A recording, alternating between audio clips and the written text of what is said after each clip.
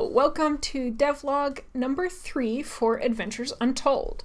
It's been nearly a month since I posted the last devlog, and that is largely because I wanted to wait until I had some more concrete gameplay changes to show. However, I've been sidetracked by, I guess you might call it administrative work? Without further ado, let's get into what I've been working on. I have the new combined dungeon/adversary, now just dungeon deck, printed out with all the changes made to both accommodate that and the leveling mechanic. For example, this card has a variable amount of health and victory points based on the level of the adventurers. This one deals variable damage based on the level.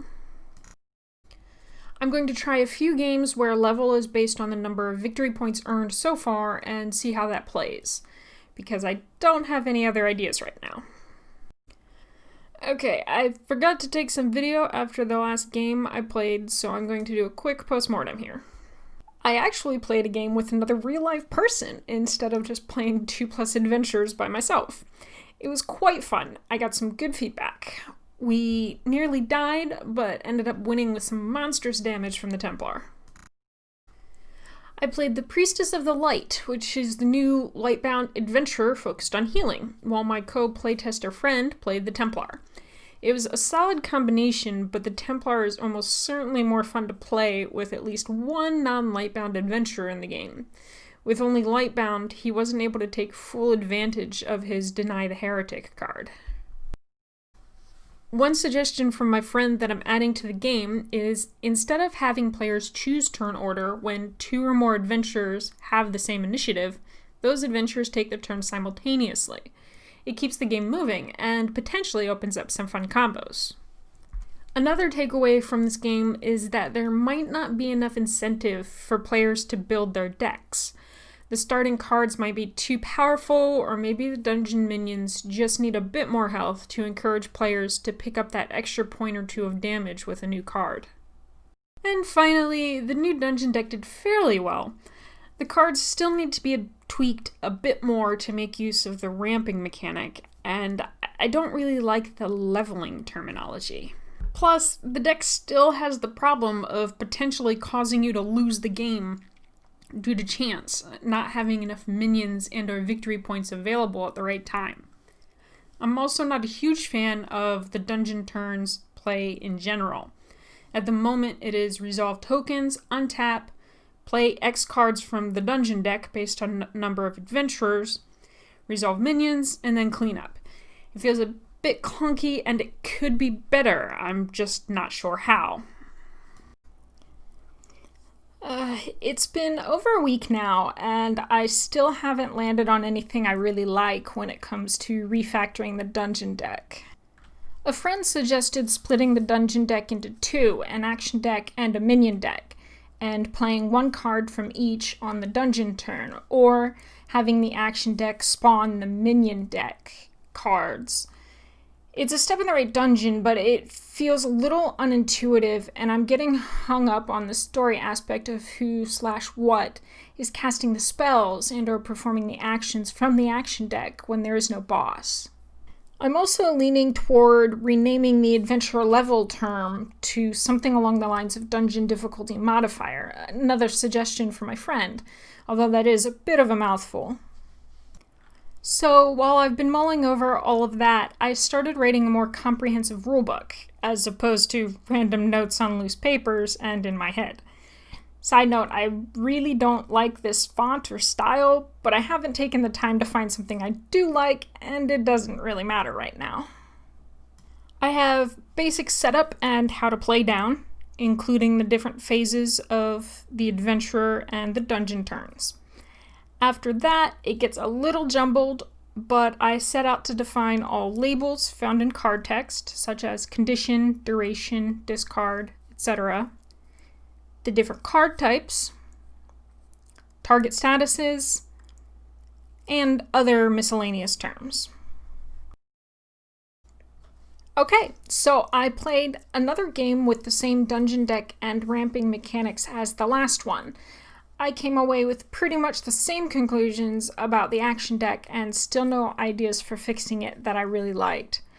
I kept trying to think about how to split the dungeon deck and have it make sense. Then it hit me. The primary dungeon deck will be composed entirely of minions, from which one card will be played per dungeon turn. There will be a dungeon action deck, but cards will only be played from it when a minion card calls for it. Each minion card has an initial effect that is resolved immediately when the card is played, and a tap effect that is still resolved during the tap phase of the dungeon turn, but that now occurs before the play phase. The dungeon turn is now untap and resolve tokens, tap/resolve minions, play one card from the dungeon minion deck, and resolve initial effects, and then clean up. Somewhat unrelated, I'm toying with the idea of printing pips on the bottom of each card to indicate how many of the card is in the deck. I like how it looks, but I don't know if it's really necessary or even good to have. I'm very excited to try this new type of dungeon deck. I started with a fresh dungeon called Red Lake Fortress, so I'm not influenced by cards written with previous mechanics in mind. I just need to finish the new dungeon's action deck, and then I can give it a go. If this works out, I'll revisit Poisonwood Briar at some point and rework it to fit. Well, I got seriously sidetracked, though ultimately it is for the good of my sanity. Up until now, I've been creating the cards in Microsoft Publisher. It works, but it can glitch out occasionally and show all backgrounds on a card, or accidentally split a text box in a weird way, or other annoying things. It's also getting difficult to keep track of all of the cards because Publisher doesn't have an easy way to search or organize pages. I can't even name the sections. And to print out varying counts of each card, I have to type each page number into the print box as many times as I want the card printed.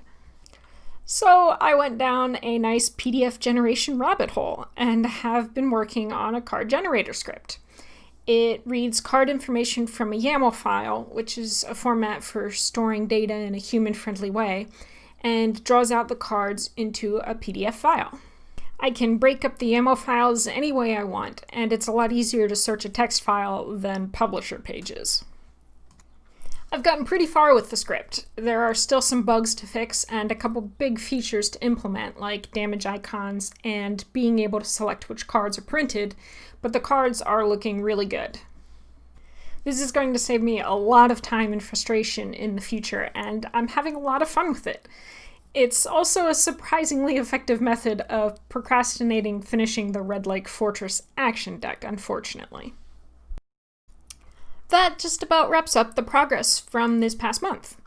I'm almost done with the new dungeon action deck and plan on getting plenty of playtesting in with it in the near future, though with coronavirus cases spiking in the US, it won't be with other people again anytime soon. I've started working on a how to play video that should be up in the next month or so. While I was putting this devlog together, I started to feel like I've only shown bits and pieces of the game in the devlogs and not a very good full picture.